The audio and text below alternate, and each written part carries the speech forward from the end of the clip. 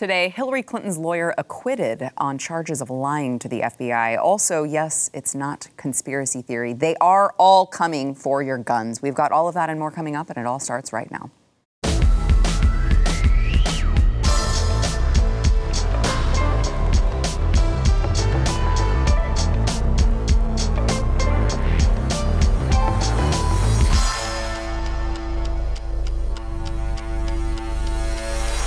Welcome to the news and why it matters. Happy Tuesday. I'm Sarah Gonzalez, today joined by Blaze TV contributor Jaco Booyens, also host of The Bottom Line, which you should be subscribed to. We have got in the house, I'm very excited to see him, Jorge Ventura, or as white people call him, George, a reporter for the Daily Caller, who has been all over Texas within the last week. You were at the border, then he was in Uvalde. So I'm very, very glad you're here and anxious to get your insight on everything that's going on. Also joined by Blaze TV contributor John Doyle, host of Heck Off Commie. I guess I'm like sort of excited to get your insight as well. So thank you, Sarah. Well, I don't know. It depends. We'll see what you have to say. Okay.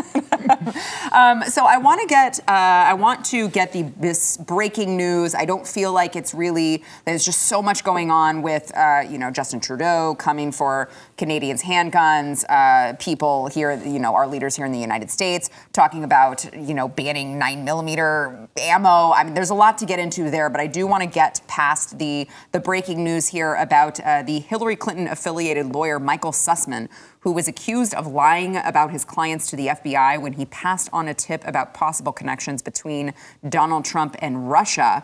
So he was accused by, of course, special counsel John Durham of hiding his ties with a technology executive and Hillary Clinton's 2016 presidential campaign when he brought the allegations to then FBI General Counsel Jim Baker. The verdict obviously was a significant blow to the entire Durham investigation.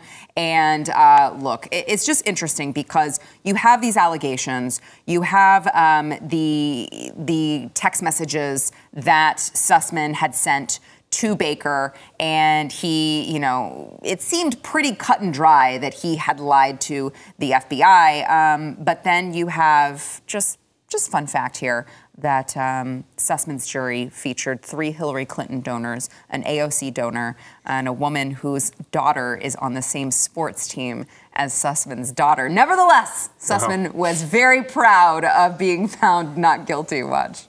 I have a few thoughts to share now that the trial has ended.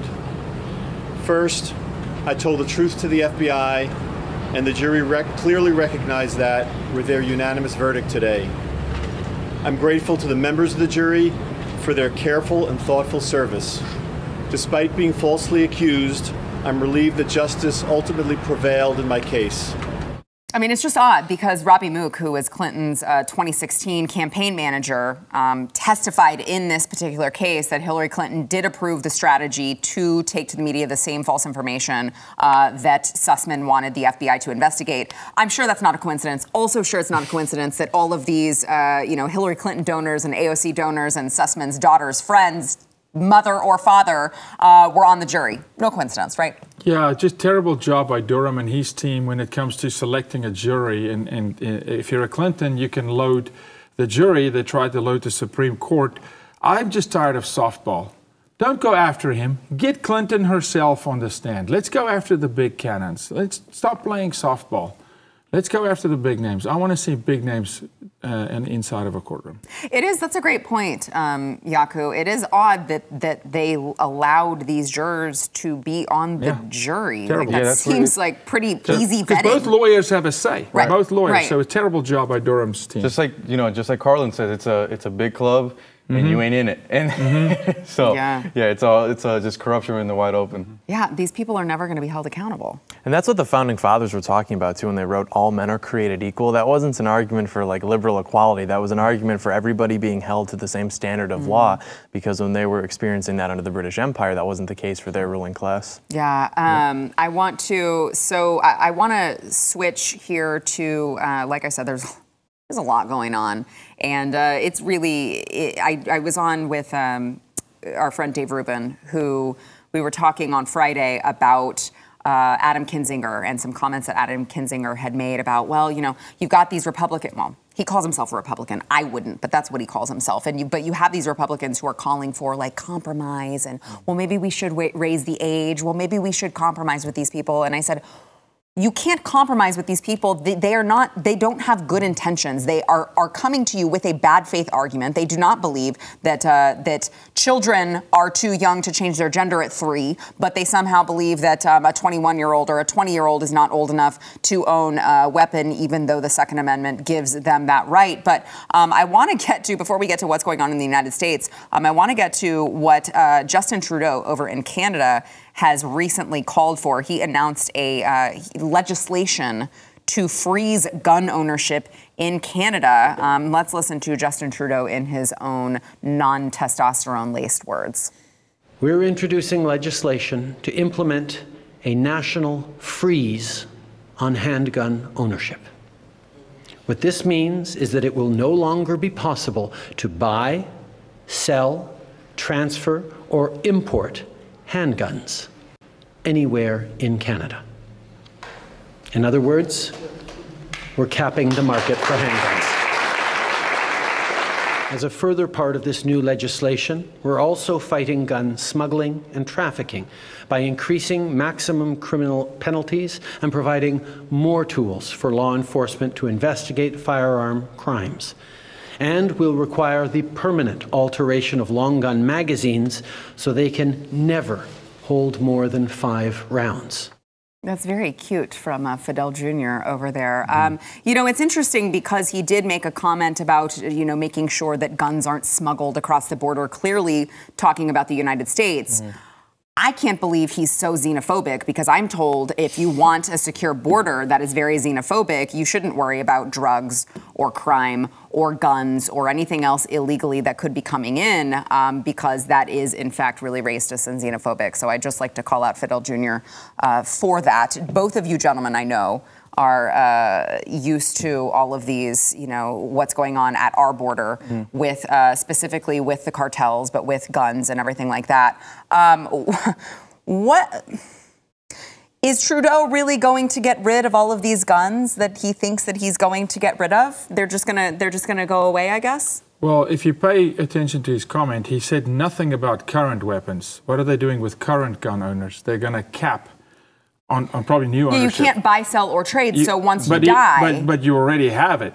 So he's going to have a populace that some of them have guns still. So it's really besides the point. He would never even have made that statement if the tragic event in Uvalde didn't happen, but he's been waiting to do it. They're all waiting to do it. And they are allowed to have a border, Sarah. They're Canada. It's the American people that need to bear the brunt. How stupid are we? We're the ones that need to be plundered and you know, pulverized. Now, look, gun trafficking is a real issue. And no matter what you make the gun laws in this country, here's my stance. You leave the Second Amendment alone, 100%. Later, after our puppet at the top speaks, I will say something about my thoughts about Uvalde. But gun trafficking is a real deal, but you can't traffic it into Canada. You can bring it into the U.S., though. Yes, no, here we welcome lawlessness. Yeah, it is interesting, too, Jorge, because he talks about this whole thing is aimed at handguns, but that's not what was used. So it seems to be very transparent that they were just waiting for the next the next tragedy to happen anywhere. I mean, I feel like it could have been anywhere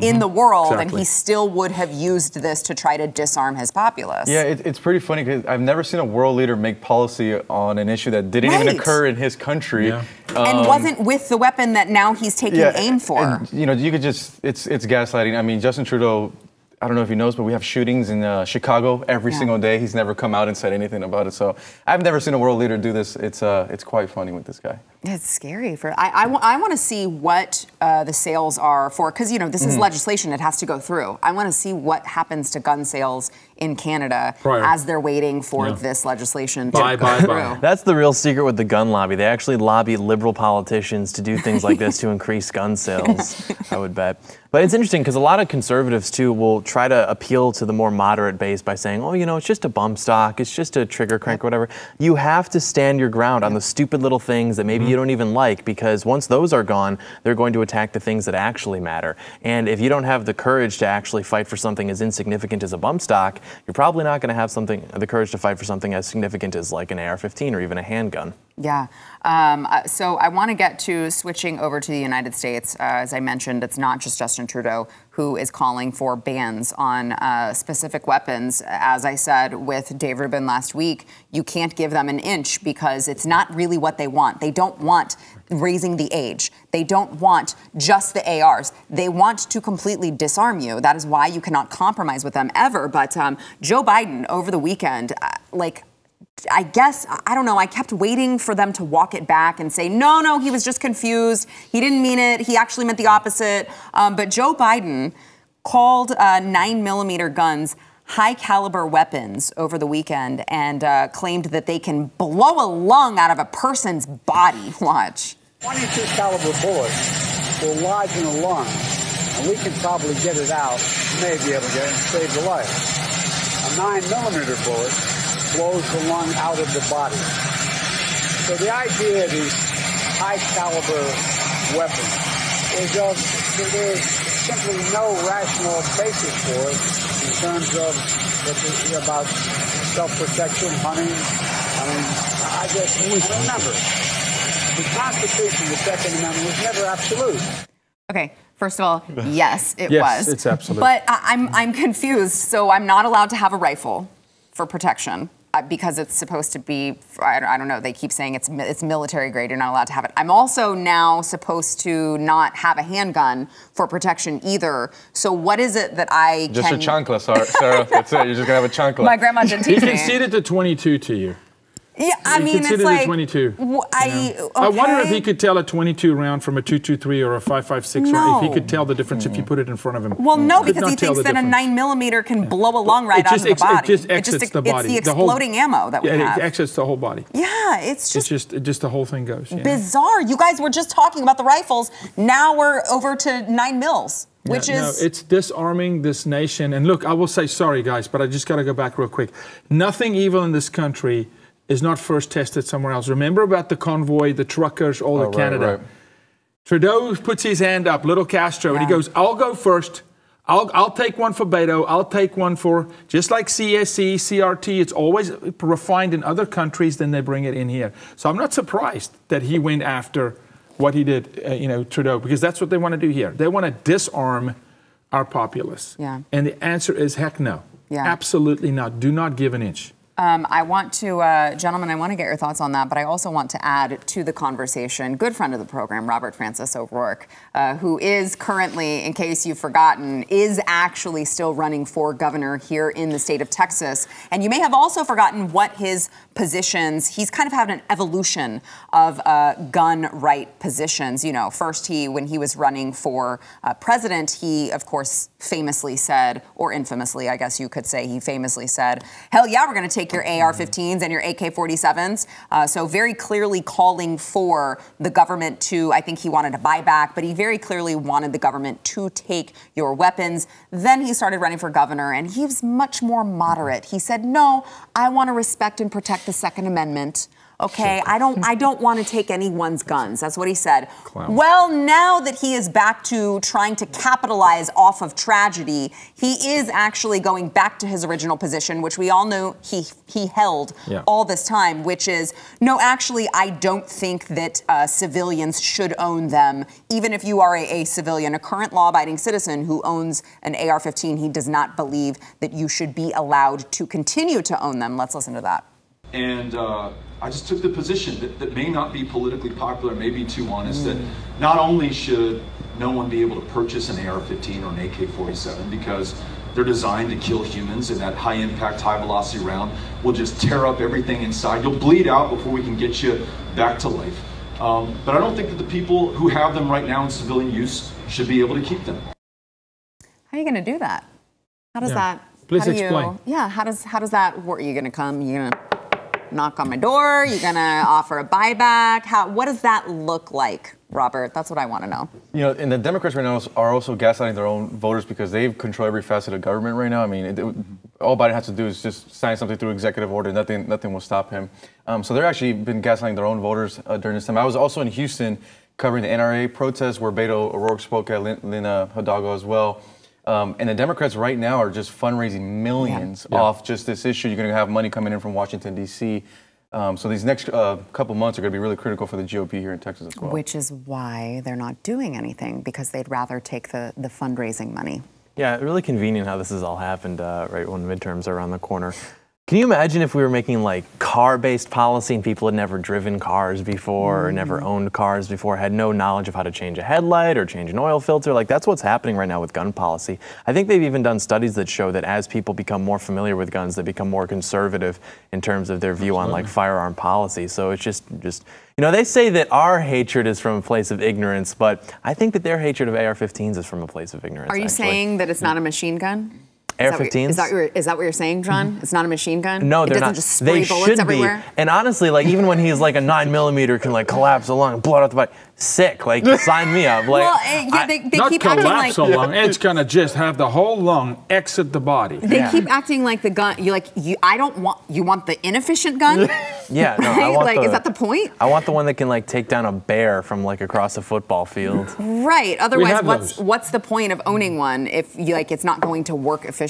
That's what I don't get. They're like, no, we don't.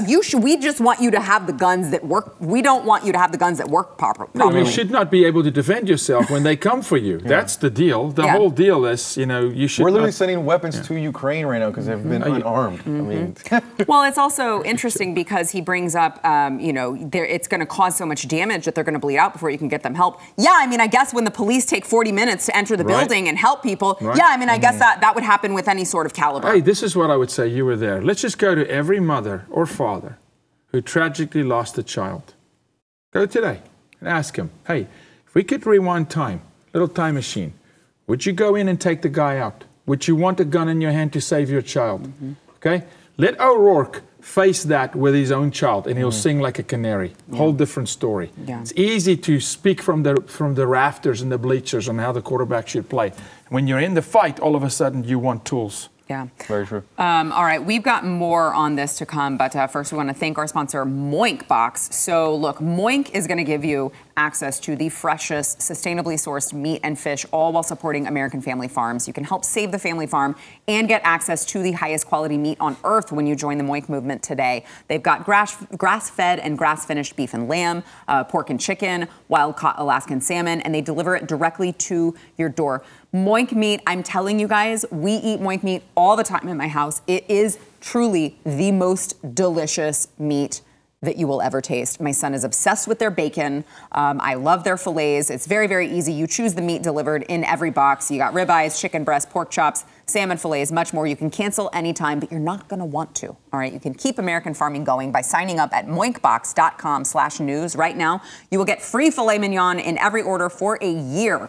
That's 1 year of the best filet mignon you will ever taste in your life, but it's for a limited time, so you got to go there. It is moinkbox.com. That is moinkbox.com/news.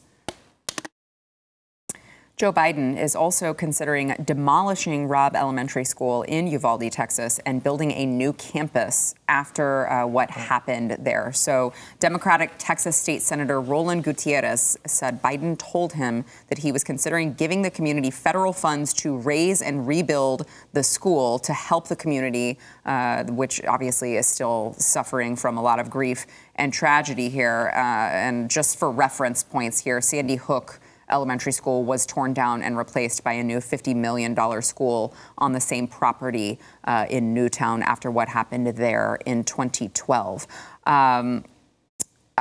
Look, thoughts, gentlemen? And this may not be popular. A building doesn't replace a life. It does nothing. The building didn't hurt anybody. How about you fund the police? How about you get corruption out of the police? How about you come on the border and fund? Look, crime begets crime. I said this, Uvalde, people should go down there. They should actually go see what our border looks like, how the cartels run the whole system up and down the border. Ask this man. It's lawlessness. I'm not surprised. All you need to do is you take a mayor or a police chief of a town as a cartel member and you go, hey, your family compromised. They die or you look the other way. That's how simple it is. And they've got no support. They got no support from Abbott. Yeah. None from Abbott. They got no support from the federal government. So now you're a police chief in Uvalde, Del Rio, Eagle Pass, and all of a sudden you got to face the cartel by yourself. It's nonsense, man. So yes, building the building, okay, and it's a morale thing, but it doesn't replace a life. do things that can save lives. Well, and that's kind of where I'm at, is like, are we just tearing it down because of the memory, or are we actually focusing on how to make it safer? Because that's my question, is that there are still a lot of unanswered, facts of this particular incident that have yet to come out. I would hope that law enforcement knows them by now, but I mean, you have all of this confusion surrounding the propped open door because they said, well, she propped open the door to go out to get her phone. I'm still unclear why. They said she came back in, but if she came back in and she saw what was going on, she somehow still left the door open. Like, none of this makes any sense, and we still don't have the answers as to why there was just a door waiting for him to come open. By the way, don't infer anything from what I'm saying. What I'm saying is we need answers as to why that happened, whether they are, ill intent or what I believe is just probably just poor judgment. We still need to find the answers to those questions, but we're talking about just completely demolishing the building before we even have those facts in place. I just want to know what we're going to do to make the school safer, because that seems to be what we should be focusing on. Yeah, instead of sending $40 billion to Ukraine, we could use that $40 billion and protect all of our schools, also in low income areas. From our reporting, Sarah, we actually found out too, according to the Uvalde Police Department, their own training documents. I mean, they violated their own protocols. Anytime you're dealing with shootings and with kids in particular in the school, there is no time to wait for backup. You can't wait for a tactical unit. You have to go in there guns blazing. So I believe those law enforcement officers will be held accountable. But I think those families need more than that. They need policy change. They need to see it in person. They're done with the whole, just saying things just to say them. They need to see the change. And I got to know the community of Uvalde by covering the border, and it's a very working class community. Everyone's really tight knit. Everyone's family. So they really need the healing, but they need something policy change that's actually going to do something. That's going to secure the schools. Or we're going to make sure that law enforcement actually responds, because so I am very curious about that. So when you talked to them, are they aware that they are being used for political agendas here by the left? Does that? Okay. Yeah, they're angered. They didn't appreciate Beto crashing the press conference. You saw then Mayor McLaughlin stand up and say, you sick son of a bee. And Mayor McLaughlin has a ton of support there in Uvalde. So they don't want to even be. They don't want this to be just used for political points and fundraising. They want to actually see some changes to the community, especially, like I said, the police department. I mean, it's been a failure from our reporting.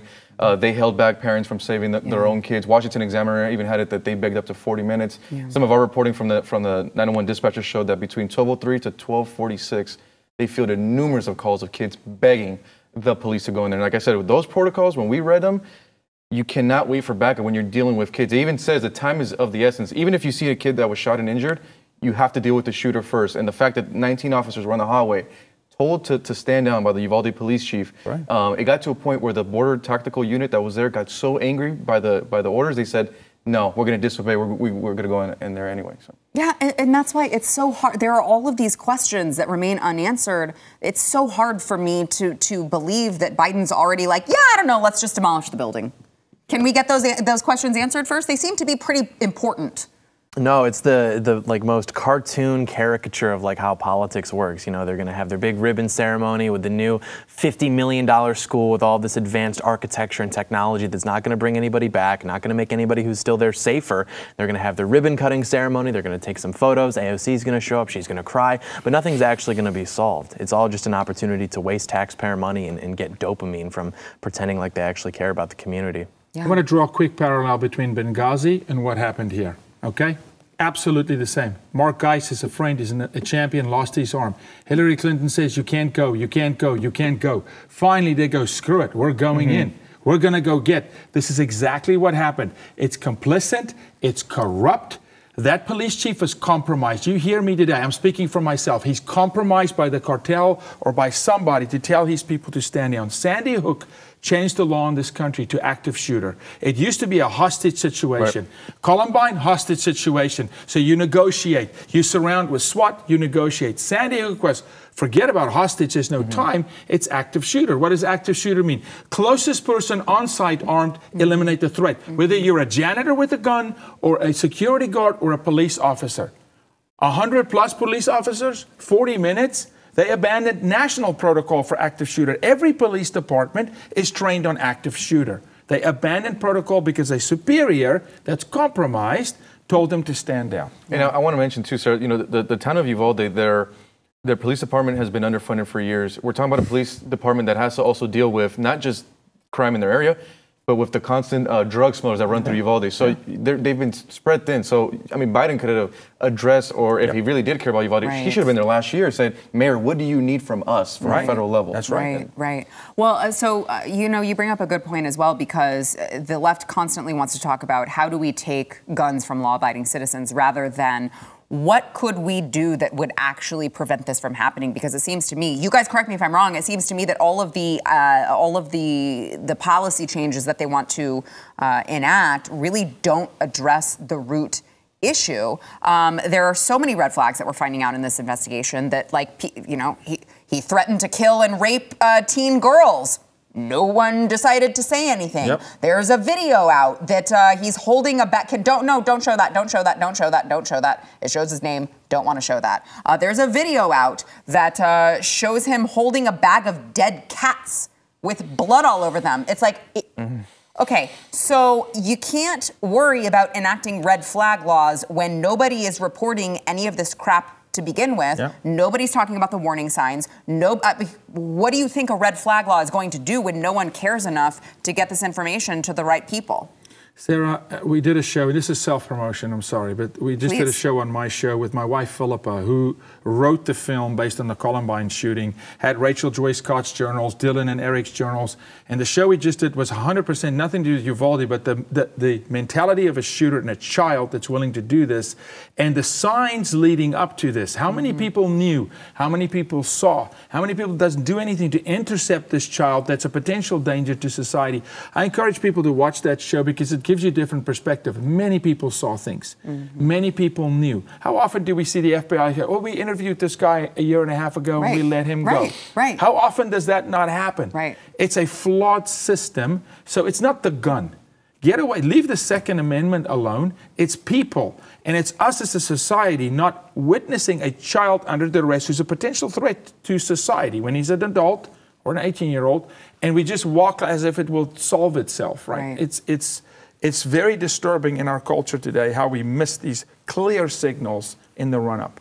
Yeah, John. That's what's so funny, too, how they try to characterize it like it's because of white people and racism and right-wing politics. If that were the case, you'd see like the average Trump voter, you know, be the guy who's in there doing the mass shooting. It's always the kid who was quiet, who everybody, like Jorge said, when they look at him, they see like he needs to go to church, he needs God, or the kid who was like slaughtering mammals for fun. Like it's never just a normal person who's like, you know, Tucker made a really good point. Mom, I'll be right back. And they go and do something terrible. It's always the kid who was already not going to make it and had all the warning signs. And then sometimes, yeah, they wash up and use politics as an excuse, but that's never the real cause. Right. And then the parent, I mean, even still to this day, just kind of enables the behavior. How do you expect that law to work? It's not going to. Didn't she make a statement like, don't judge my son? Yes, don't judge him. Yes. Well, unfortunately, hell is real. Heaven is real, hell is real, and he did not have a chance to repent, so he's being judged. Yeah, I mean, I'm judging him. Yeah. All right, we've got more to come. First, we want to thank our sponsor, Healthy Cell. So more than 240 million Americans take supplements daily, but you're taking them in pill form, so you don't realize this. You're not getting the results that you think you're getting because you're not absorbing the nutrients properly. You got to try Healthy Cell, which it absorbs into your body far, far better. Healthy Cell not only tastes great, but it has 165% more absorption than pills. It uses this microgel technology to deliver maximum absorption. You may not realize this either, but when you're taking a tablet, a capsule, whatever it is, it contains synthetic ingredients. It's got binding glues, fillers, and a bunch of stuff that can irritate the lining of your stomach. Healthy Cell's microgel suspends soluble, ultra-absorbable nutrients inside a natural gel made of gut-healthy ingredients. It doesn't contain artificial sweeteners, and it's gluten-free, vegetarian, all that fun stuff. I take it every day. I take their multivitamin. They've got stuff for sleep that helps with sleep. My husband takes that all the time. He loves it. They've got immunity boosters. They've got something for everyone. And you want to make sure you're getting the most out of your vitamin or supplement. You can go to healthycell.com. That is healthy, CELL.com. Use code NEWS. You'll get 20% off. You guys are going to be shocked absolutely shocked to hear this, but breaking news, doctors actually told the New York Times that Leah Thomas, you know, the swimmer, Leah Thomas, the dude that wears his hair long, and I probably already got us kicked off YouTube, sorry about that. But Leah Thomas, championship University of Pennsylvania swimmer, well, it turns out Leah Thomas's testosterone levels give him a scientific advantage. So, wow, that is so crazy, because I always thought that we were created equal and there was no biological advantage, no scientific advantage that a biological man would have in women's sports, even though they just continue to dominate. That's just anecdotal. But don't worry, Leah was interviewed by Good Morning America and claimed that, look, trans people don't transition for any advantage in sports. They just want to be themselves. Watch. Trans people don't transition for athletics. We transition to be happy and authentic and our true selves. Transitioning to get an advantage is not something that ever factors into our decisions. You didn't transition to win more medals? No. No, it was just that, like, I really sucked when I was swimming as a man, and now I'm dominating all the women when I'm swimming as a woman. And also, I still have a girlfriend. And also, clearly I haven't done anything to make myself look more feminine except grow my hair out. But no, okay? No, I'm being my true, authentic self. This is Jacob Waynes not giving this person 2 more seconds of my time. The shoulders on Leah Thomas. I need to get some of those. So, No one wants to touch this? Really? I'll touch it. would love I'll go up. Go, Doyle. Go, Doyle. And then I'll come An back. opportunity to be transphobic? Well, say less. It's like any competitive swimmer could tell you the photos that were taken when they all jumped off the blocks. Yeah. He was like easily half a body length ahead. And that's easily a 5-second advantage. Like there was no chance. But I don't know. I'm less interested in the, well, he's just doing this for an athletic advantage. I'm more interested in the, like, you know, oh, I just want to be happy with my weird fetish. Like I think that's a more interesting conversation than like the natural impulse to, you know, be great and to compete. Why is this person polluted with this weird, corrupted sexual fetish? And why is that so normalized to where conservatives are like, well, you know, do whatever you want. But if you're going to go after the institution of women's athletics, will you come and take it? Like, is that really something that we're really like, that's the hill we're going to die on? Everything up until that is fine, but only when some guy is like going to take a medal away from your daughter, then you want to get off the lazy boy. Now you want to go fight for something. It is true. It does drive me nuts that he's like, I'm being my true self. It's like, no, No, he you're says being authentic. the opposite. He That's says, I want to be authentic. literally the opposite of what you're doing. You are literally not being authentic. I want to say this. We just saw a mental health, a person with mental health shoot up a school. Yeah. Now 2 minutes later, the same people that hate that celebrate the person with mental health. Right. All of a sudden now, here's mental.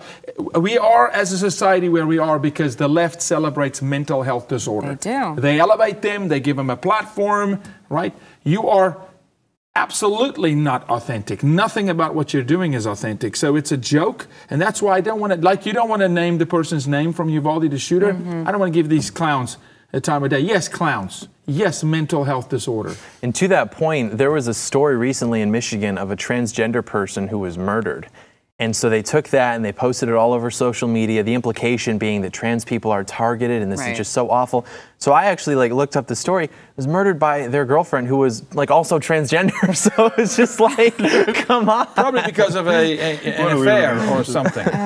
It's a joke. It's So I want to get to, we would be remiss if we did not get to what happened with Paul Pelosi, Nancy Pelosi's husband, 82 years old. He was charged with driving under the influence on Sunday morning. He apparently was driving his Porsche in an intersection and was hit by a Jeep. No injuries were reported, and the other driver was not arrested. And Nancy Pelosi's people made sure to very quickly come out and be like, she was on the other side of the country.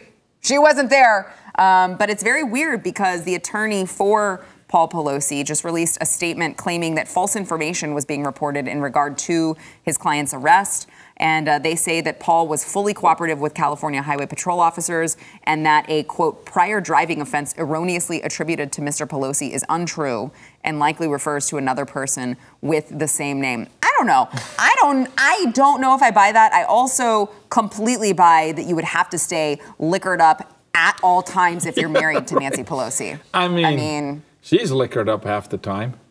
You know? Which probably somehow makes her more bearable, I think. Can you imagine? How else would you cope? Look, he was drunk or he wasn't drunk. I don't care about a prior offense. You drove under the influence. End of story. Broke the law. Get arrested. It runs in the family. Hey, she's drunk on literally on the Senate floor in Congress. She's drunk representing America every day. She walks drunk. You drive drunk.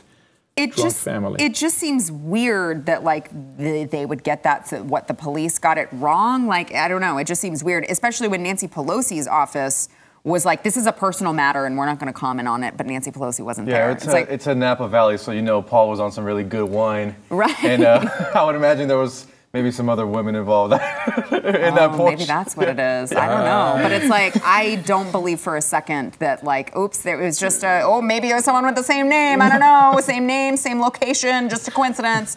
Oops, she definitely wasn't driving drunk. John. I don't want to give my take on this. Okay.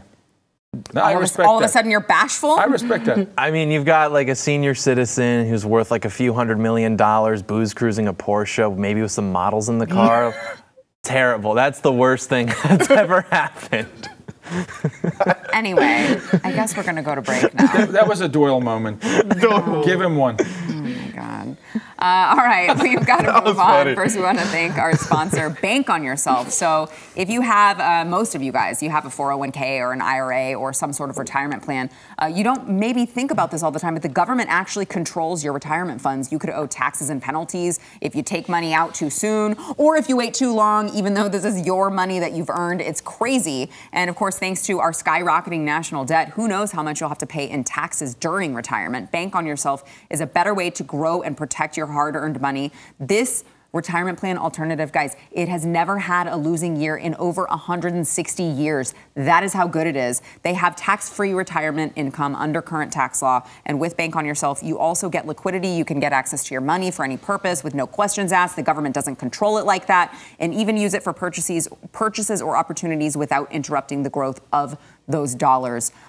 Look, this is what the strategy that famous businesses like McDonald's, Walt Disney, those types of places used when no banker would lend them a dime. Almost anyone can do it. You guys have to learn more information about this. I was blown away when I talked to these people about how well they do this. You can get a free report with all the details of how adding Bank on Yourself to your financial plan can help you take back control of your money. It is bankonyourself.com/matters. Get your free report over at bankonyourself.com/matters.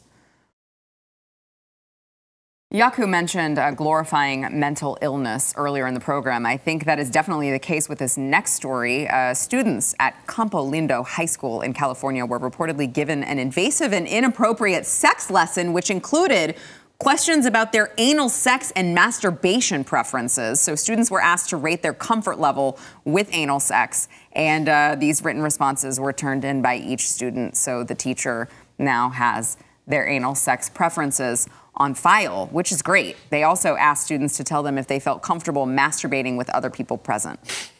But don't worry, guys. The teachers are not grooming your children, okay? They're not out to get your children.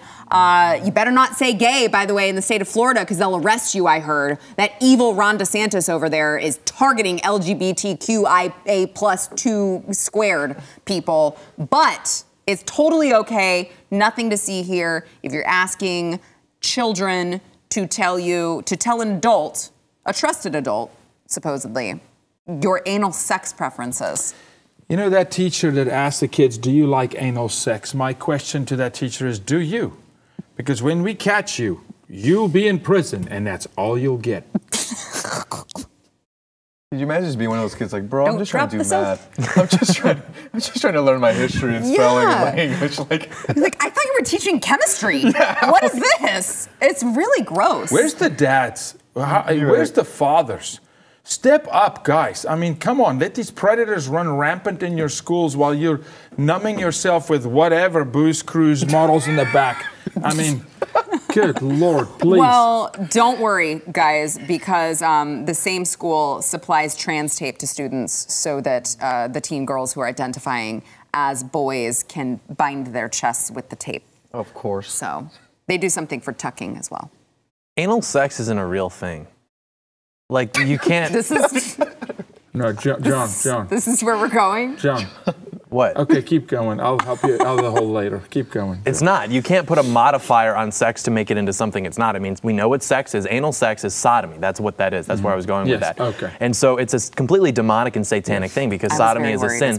It's a perversion. And so when they're talking about, hey, anal sex, it's just sex, but like a little bit different. They're trying to bring that into the discussion of like what normal sexuality is, which is by definition satanic and perverted and wrong. And yeah, the dads should go in there and like belt the teachers. I'm proud of him.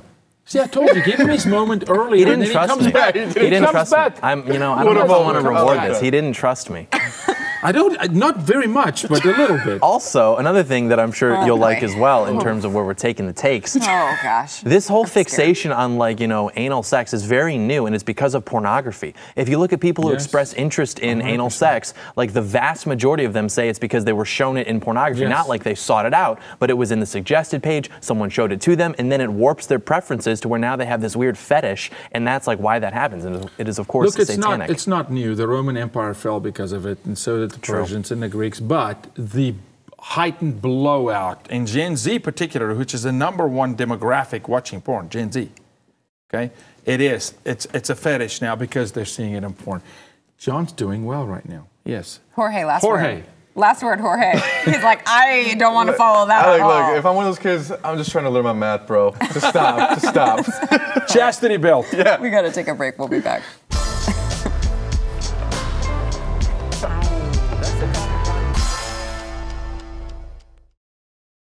John, this one's just for you. Yes. And well, not just for you, but in a recent study done by a Catholic university in Rome, Catholic exorcists apparently have been overwhelmingly reporting being overworked and under-supported by bishops and other priests because of all of the demonic activity. So the exorcists are reportedly performing, I'm laughing, but only because I completely believe it.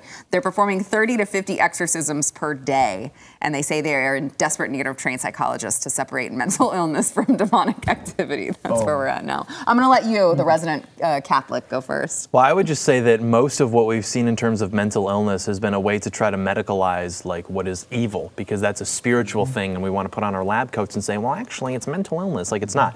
You look at these people, they are all very grotesque and very ugly. Like, the same way that, like, a woman would take a home, or I should say a house, and make it into a home, a demon will take a body that it occupies and make it into a very ugly thing, because that's the environment in which it's more comfortable.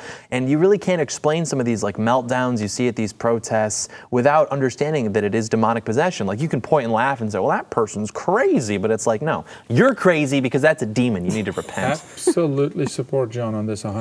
God says if Jesus Christ and the Holy Spirit lives in your body, he will change your countenance, which means you physically look different. Your eyes are different. You can see evil. It's not hard, actually. You can see evil. And to John's point, it's riddled. All these protests through the George Floyd thing, the BLM thing, all these things, it's riddled. It's a manifestation of a demon in someone's body. They say the aliens are coming. They're here. They're demonic. They're in people. People are in agreement with evil. And evil comes to steal, kill, destroy. It's not hard. So yeah, we need a whole bunch of exorcisms in this country. Start in the White House. Jorge. For me, sir, I think just from my experience reporting on the ground, one of the main issues that I see is we do have a problem with a lot of young men who don't have any purpose in this country.